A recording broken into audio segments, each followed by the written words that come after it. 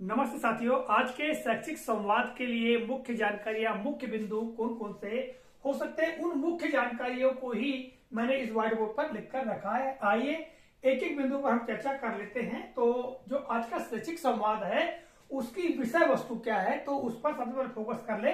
तो आज के शैक्षिक संवाद की विषय वस्तु होगी FLN कक्षाओं में विद्यार्थियों के लिए पीयर लर्निंग का महत्व और इसका प्रभावी क्रियान्वयन। देखिए, पीयर लर्निंग एक महत्वपूर्ण घटक है बच्चों के अध्यापन में, बच्चों के सीखने सिखाने के लिए, इसलिए इसी पर इस शैक्षिक संवाद में फोकस किया जाएगा।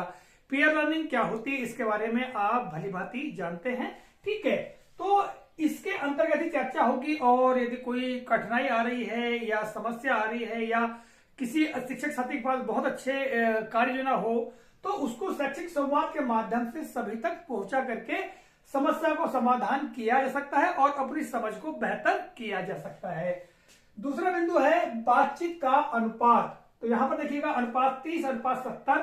तो यहां आशय यह है कि बातचीत का अनुपात अर्थात जो सहज करता है और जितने भी प्रतिभागी शिक्षक साथी हैं, तो इसमें बातचीत करने का मौका किसको कितना मिलेगा। तो देखिएगा, इसमें जो सहजकर्ता और सहजकर्ता है उनको केवल 30% ही बातचीत करना है और 70% जो बातचीत है वो हमारे शिक्षक प्रतिभागी जो हैं उनके द्वारा की जाएगी, अर्थात चर्चा होगी।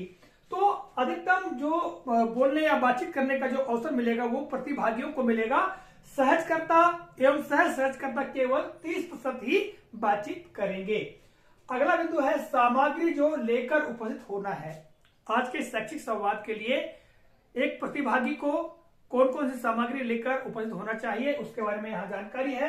पहला है शिक्षक संदर्शिका, हिंदी, अंग्रेजी और गणित, ठीक है। इन तीनों विषयों की शिक्षक संदर्शिका जो कक्षा 1 और 2 के लिए है वो लेकर उपस्थित होना है। दूसरा है कक्षा 1 और 2 की अभ्यास पुस्तिका, हिंदी, अंग्रेजी और गणित की।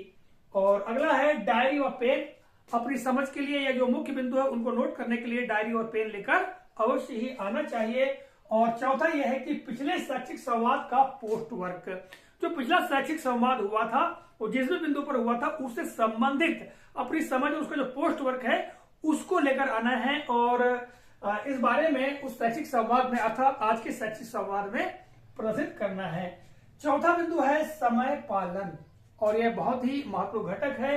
विषय वस्तु पर ही चर्चा हो, अन्यत्र बातों में भटकाव से बचे।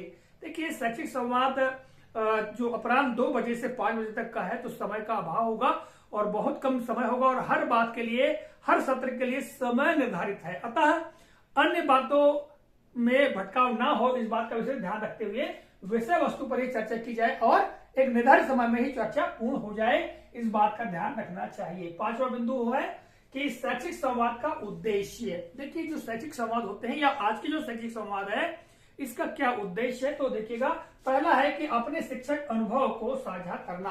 प्रत्येक शिक्षक साथी अपने तरीके से भी पढ़ाता है, शिक्षक संदर्शिका उस पास में तो है ही, किंतु उसके कुछ अपने शिक्षण अनुभव होते हैं। तो उन शिक्षण अनुभवों को शैक्षिक संवाद के माध्यम से अन्य शिक्षक साथियों तक साझा करना, ये इसका उद्देश्य है। दूसरा है शिक्षण में आ रही चुनौतियों का समाधान। ऐसे बहुत सारे शिक्षक साथी हैं जिनको कक्षा 1 और 2 के अध्यापन में काफी शिक्षण करने में चुनौतियों का सामना करना पड़ता होगा, कठिनाइयों का सामना करना पड़ता होगा, तो उन पर भी इस शैक्षिक संवाद में चर्चा होगी और उसका समाधान होगा। तीसरा है विषय पर अपनी समझ सुदृढ़ करना।